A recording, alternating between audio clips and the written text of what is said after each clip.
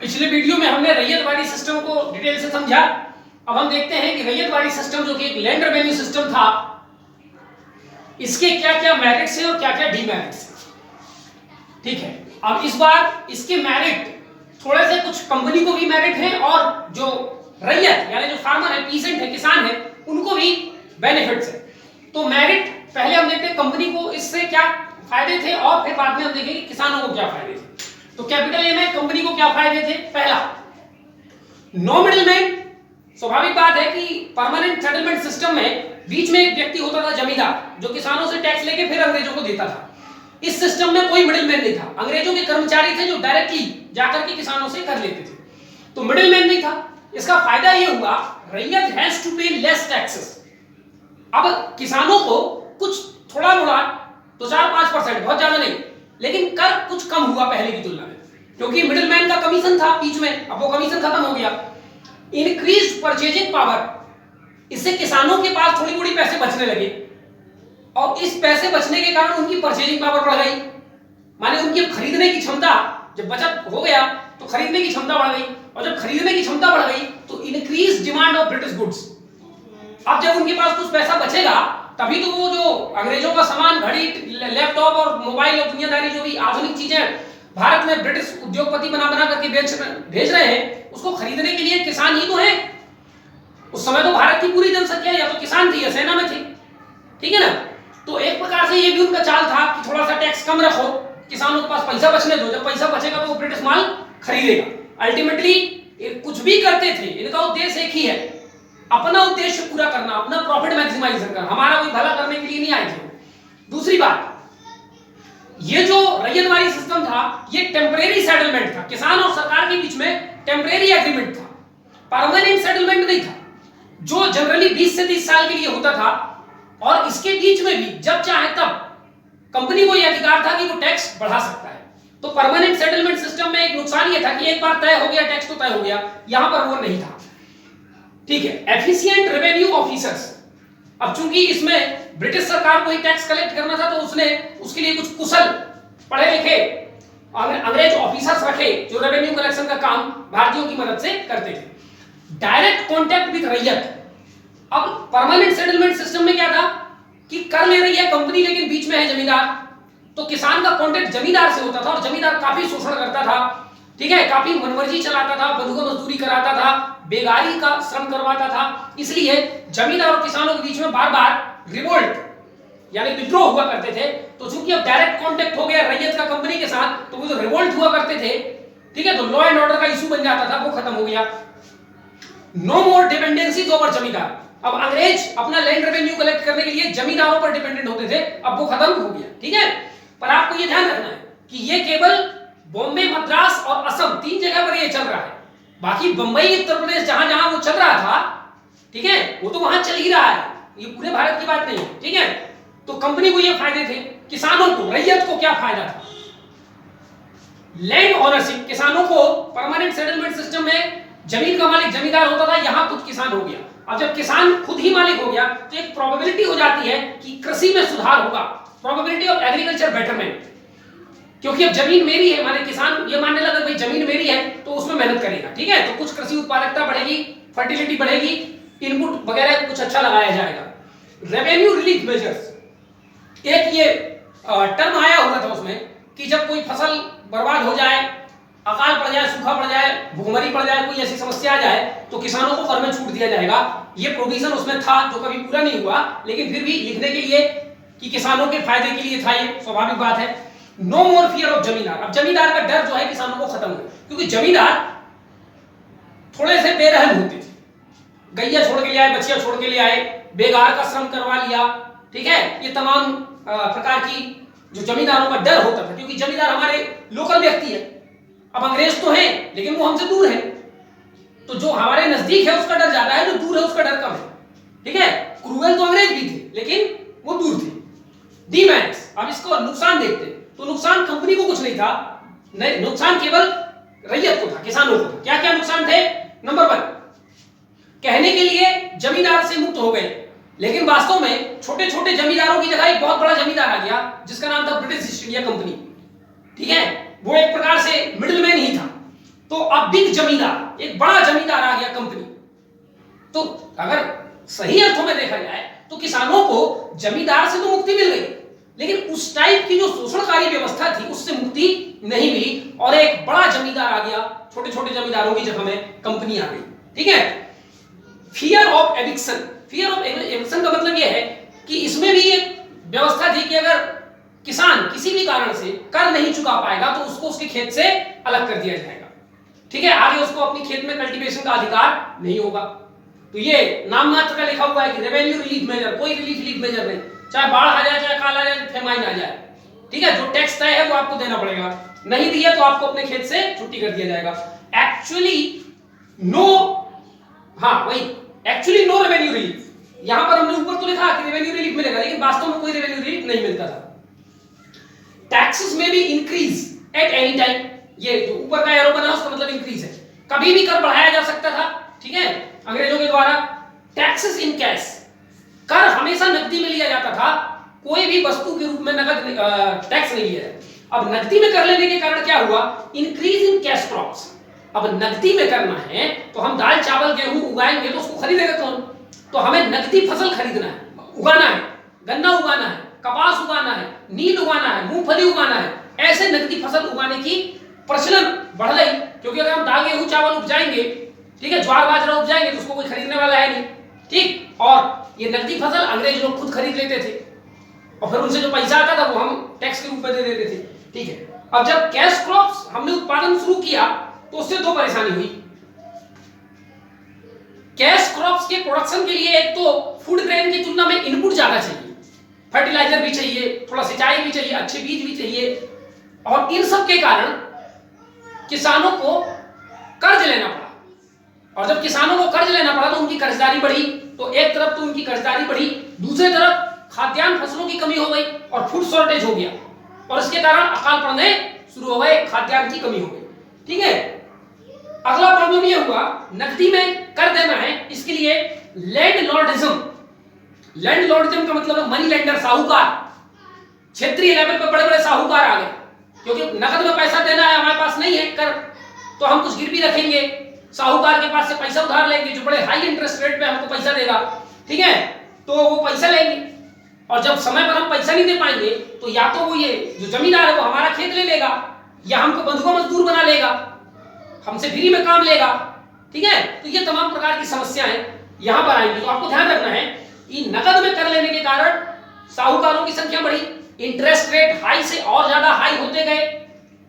ठीक है, किसानों के खेत छीनने लगे, किसानों को बंधुआ मजदूर बनाया जाने लगा, ये तमाम समस्याएं यहां पर आ गई। वेरी है हाई अमाउंट ऑफ टैक्स।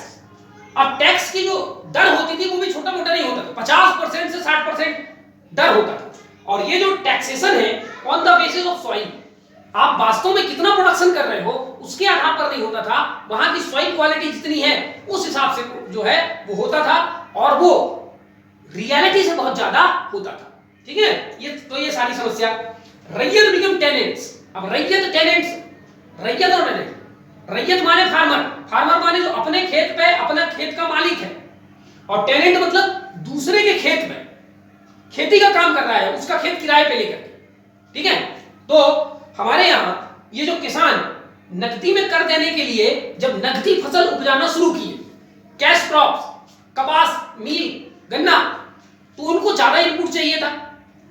जब ज्यादा इनपुट चाहिए तो वो क्या करेंगे, उधार लेंगे साहूकारों से, उधार लिया, फसल बोई, किसी साल फसल ठीक ठाक नहीं हुआ और साहूकार का पैसा नहीं चुकाया जा सका, तो क्या हुआ, उसका खेत ले लिया किसने, साहूकार ने ले लिया, या कंपनी ने खेत छीन लिया। तो ऐसे हमारे जो वो थे कृषक, जो पहले अपने खेत पे खुद खेती करते थे, अब उनका खेत छिन गया तो वो क्या करेंगे, अब वो दूसरे के खेत में जाकर के किराए से खेती करेंगे, यानी रैयत बिकेम टेनेंट्स। किसान अब किराएदार बनकर के रह गए। After end of American civil war, America में एक सिविल वार हुआ 1861 से 65 तक। ठीक है, स्लेवरी के मुद्दे को लेकर। ठीक है, अब वो कभी हम और समझेंगे, लेकिन अमेरिका में सिविल वार हुआ 61 से 65 तक, और मुद्दा था स्लेवरी माने दास्ता, गुलामी। इस मुद्दे पर वहां सिविल वॉर चला, और 61 से 65 तक जब वहां सिविल वॉर चल रहा था तो अमेरिका में कपास की बहुत ज्यादा मांग बढ़ गई। वहां पर खेती वेती हो नहीं रहा था क्योंकि गृह युद्ध चल रहा था। तो भारत से कपास जो है एक्सपोर्ट किया जाता था अमेरिका। तो 61 से 65 के बीच में कपास की बड़ी मांग बढ़ी, इसलिए भारत में जो किसान थे वो कपास की खेती करके मतलब ठीक ठाक स्थिति में आ गए। और जब कपास की उत्पादकता बढ़ी तो कंपनी ने कपास पर लगने वाला कर भी बढ़ा दिया, क्योंकि अब किसान ज्यादा मात्रा में उपजा रहे हैं, किसानों की लाभदायकता उनको देखी नहीं गई, उन्होंने टैक्स बढ़ा दिया। लेकिन 65 में जब सिविल वार खत्म हुआ तो अमेरिका ने भारत का कपास मंगाना बंद कर दिया। तो कृषकों के द्वारा जो कपास की उत्पादकता बढ़ी थी वो फिर घट गई, लेकिन अंग्रेजी सरकार ने, कंपनी ने जो कर बढ़ाए थे उसको वापस नहीं लिए। ठीक है, ये एक नुकसान। तो रेवेन्यू डिडंट रिड्यूस्ड रेवेन्यू। अब इसके कारण क्या होगा, जब ज्यादा कर आपको देना है उतने पैसे आपके पास नहीं है तो आपके खेत जो है छीन लिए जाएंगे, आप डिफाल्टर घोषित कर दिए जाएंगे। ठीक है, और अल्टीमेटली लॉस ऑफ लैंड, आपकी भूमि आपसे छीन ली जाएगी। Land became a commodity. अब चूंकि लैंड ही एकमात्र ऐसा सहारा था किसानों का कि अब वो उसको गिरवी रखने लगे, उसको बेचने लगे। यानी लैंड जो पहले कमोडिटी नहीं थी अब कमोडिटी बन गई, उसको बेचा खरीदा गिरवी रखा जाने लगा। Much power to revenue officers. जो रेवेन्यू ऑफिसर अंग्रेज थे उनको भी बहुत ज्यादा शक्ति दी गई थी। वो किसी को भी किसी के खेत से अगर टाइम में टैक्स नहीं दिया गया, ये टैक्स की मात्रा ये सब डिसाइड करते थे, तो ये शक्तिशाली थे और ये शोषण करते थे। ड्रेन ऑफ वेल्थ, यहां ब्रिटिश सरकार किसानों से कर ले लेकर के, ठीक है, और सारा जो मुनाफा होता था वो कंपनी का मुनाफा वो लंदन को भेज देती थी। यानी भारत का पैसा अब देश के बाहर जाने लगा। तो ये तमाम 10 जो इसके डीमेरिट्स हैं वो आपको समझना है। अब अगले गवर्नर जनरल को देखेंगे लॉर्ड एमहर्स्ट 1823 से 28। इसके समय में कुछ महत्वपूर्ण घटनाएं। फर्स्ट एंग्लो बर्मीज वॉर, अंग्रेजों और बर्मा जो आज का म्यांमार है उसके बीच में युद्ध हुआ। पहले 2 बार हुआ है। ठीक है, एक बार आपका एमहर्स्ट के समय में, दूसरा लॉर्ड डलहौजी के समय में। तो 1824 से 26 जो पहला बर्मी युद्ध हुआ, इसमें cession of Arakan and Tenasserim, Burma के 2 क्षेत्र हैं, एक का नाम है अराकान और दूसरा का नाम है तेनासरी। ये दोनों किसने ले लिया, अंग्रेजों ने ले लिया, यानी भारत में मिला लिया, ब्रिटिश भारत में मिला लिया। और फिर जब दूसरा बर्मी वार होगा तो पूरा बर्मा को भारत में अंग्रेज लोग मिला लेते हैं। ठीक है, बैरकपुर म्यूटिनी, म्यूटिनी का मतलब होता है सैनिकों के द्वारा किया गया विद्रोह, उसको बोलते हैं म्यूटिनी। तो बैरकपुर बंगाल में एक जगह है, वहां पर बैरकपुर छावनी में वहां के सैनिकों ने विद्रोह कर दिया 1824 में। उसके लीडर थे बिंदी या बिंदा तिवारी। ठीक है, दोनों नाम है, दो में से कोई भी आप ध्यान रखिएगा। ठीक है, ये जो सैनिकों ने विद्रोह किया था उसका कारण यह था कि भारतीय सैनिकों को म्यांमार भेजा जा रहा था। हाँ, यहां भेजा जा रहा था म्यांमार कि आप जाइए बर्मा और वहां जाकर के लड़ाई लड़िए। ठीक है, और बुलाया उनको कहां से जा रहा था, किसी को मेरठ से बुलाया जा रहा था, किसी को आगरा से बुलाया जा रहा था, हजारों किलोमीटर की लंबी यात्रा करके उनको और बर्मा जाना था युद्ध लड़ने। ठीक है, और इसके लिए सिपाहियों ने मना कर दिया और उसके कारण जो है ये विद्रोह हुआ था, जिसमें से भारत के जो 12 सैनिकों थे उनको मार डाला गया था, फांसी पे लटका दिया गया था। 180 सैनिक भारत के मतलब भारतीय सैनिक हैं वो मारे गए थे। अब अगले गवर्नर जनरल आते हैं लॉर्ड विलियम बेंटिक 1828 से 35 तक। ठीक है, अब आपको याद रखना है कि 1833 में एक चार्टर एक्ट आएगा जिसमें बंगाल के गवर्नर जनरल को भारत का गवर्नर जनरल बना दिया जाता है। ठीक है, तो 1828 से 33 तक तो ये बंगाल के गवर्नर जनरल होते हैं, लेकिन 33 से 35 तक ये भारत के गवर्नर जनरल हो जाते हैं। इस प्रकार last governor general of Bengal, ये बंगाल के अंतिम गवर्नर जनरल और भारत के पहले गवर्नर जनरल कहलाते हैं।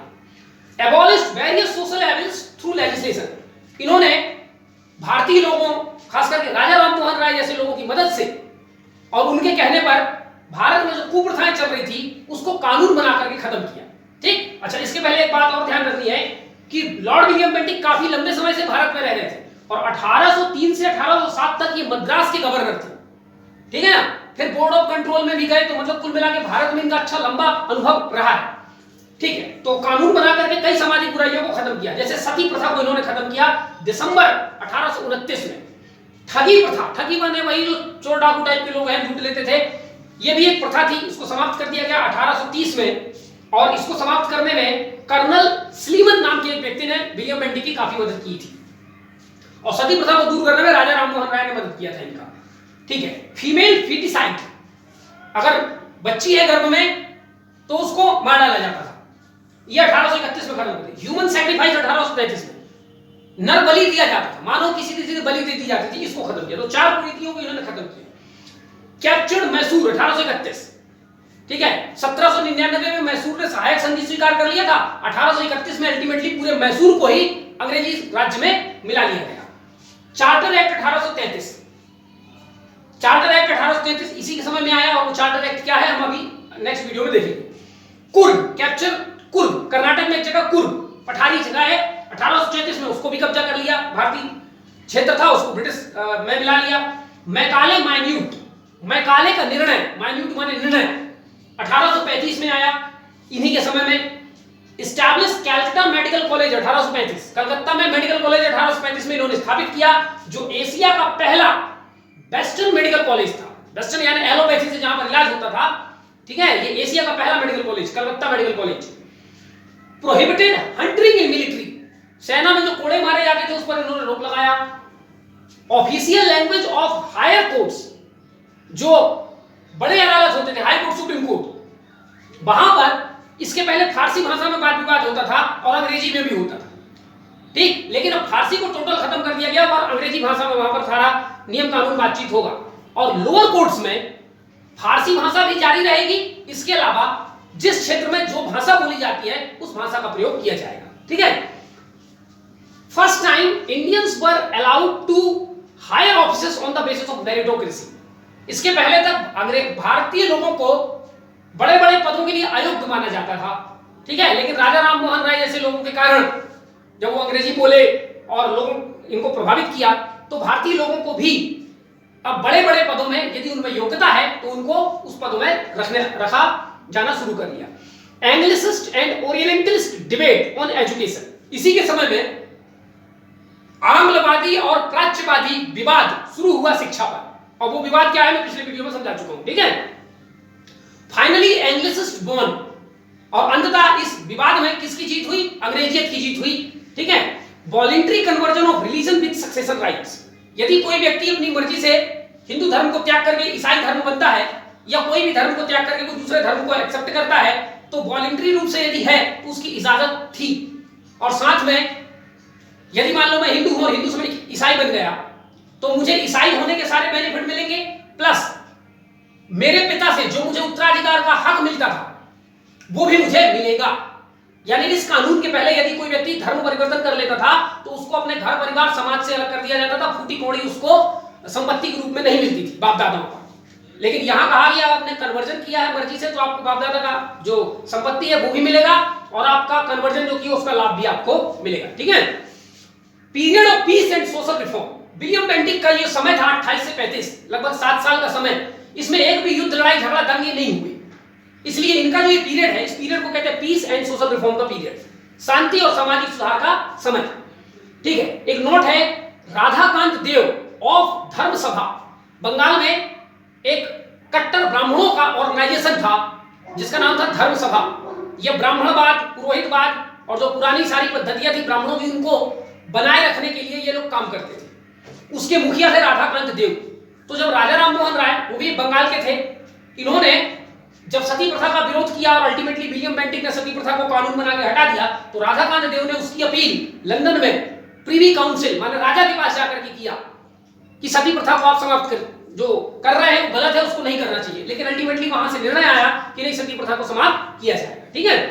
मैकाले माइन्यूट, ठीक है। अब ये मैकाले माइन्यूट यहां पर लिखा है 1835 में, देखते हैं मैकाले माइन्यूट, मैकाले का निर्णय। मैकाले पहले कौन थे हम इसको समझ लेते हैं। Lord Macaulay, law member of executive council of governor general, governor general को मदद करने के लिए 3, 4, 5 ऐसे कई सदस्यों की एक टीम होती थी जिसको बोलते थे एग्जीक्यूटिव काउंसिल, कार्यकारी परिषद। इस कार्यकारी परिषद में लॉ मेंबर यानी विधि सदस्य के रूप में लॉर्ड मैकाले काम करते थे। और फिर इन्हीं के समय में 1834 में एक कमेटी बनाई गई थी भारतीय शिक्षा के लिए। उस कमेटी का नाम था general committee on public instruction, या इसी को कहा जाता था committee on Indian education system. और इस कमेटी ने जो निर्णय दिया लॉर्ड मैकाले की अध्यक्षता में, उन्हीं निर्णयों को कहा जाता है मैकाले माइन्यूट। मैकाले ने इसमें 3 बड़े महत्वपूर्ण निर्णय दिए अपने रिकमेंडेशन में। पहला, English will be medium of higher education, Bharat में उच्च शिक्षा का माध्यम अंग्रेजी होगा, कोई फारसी, उर्दू, अंग्रेजी, संस्कृत, हिंदी नहीं, अंग्रेजी होगी, ठीक है। ओके। दूसरा, Persian will be replaced by English. जहां जहां फारसी का प्रयोग होता है, चाहे हाई कोर्ट हो, सुप्रीम कोर्ट हो, या जहां कहीं भी सरकारी कामकाज में, तो फारसी की जगह अंग्रेजी का बोलबाला शुरू हो जाएगा। और वेस्टर्नाइजेशन ऑफ इंडियन कल्चर, भारतीय संस्कृति का पूरा पश्चिमीकरण कर दो, भौतिकवादी बना दो उनको, ठीक है। तो ये 3 बड़े निर्णय मैकाले ने लिया, ठीक। तो पूरी जो आज की शिक्षा व्यवस्था है और आज की जो संस्कृति में जो पश्चिमी तत्व घुसे हैं, उसकी शुरुआत लॉर्ड मैकाले द्वारा किया गया था, ठीक है। और लॉर्ड मैकाले का एक स्टेटमेंट है जो उन्होंने अपने निर्णय के लिए दिया था कि मेरे निर्णय का उद्देश्य क्या है, वो इस स्टेटमेंट में समझते हैं। We want to create people Indian by blood and colour. हम ऐसे भारतीय लोग बनाना चाहते हैं, अपनी शिक्षा पद्धति से हम ऐसे लोग बनाना चाहते हैं जो रंग से और खून से तो भारतीय हो, लेकिन British by taste and intellect, लेकिन अपने स्वभाव से, बुद्धिमत्ता से, सोच से, विचार से, पहनाव ओढ़ाव से वो अंग्रेज हो। क्योंकि जब वो अंग्रेज बनेंगे तभी तो पश्चिमी संस्कृति के तत्व भारत में आएंगे, ठीक है। और ऐसे लोगों को उन्होंने कहा ब्राउन इंग्लिश में, क्योंकि इंग्लिश में तो गोरे होते हैं, लेकिन भारतीय भूरे लोग या हुआ रंग के लोग जो अंग्रेजी बोलते हैं, अंग्रेजी रहन सहन में, उनको ब्राउन इंग्लिश में कहा गया। और ये अंग्रेजों के प्रति काफी लॉयल और वफादार होते थे, इसलिए इनको लॉयल क्लास भी कहा गया। तो ये पूरा सिस्टम यहाँ पर खत्म होता है। अगले उसमें हम लोग विलियम बेंटिक द्वारा किए गए और भी कई सुधार हैं, उनके बारे में हम डिस्कस करेंगे। तब तक धन्यवाद।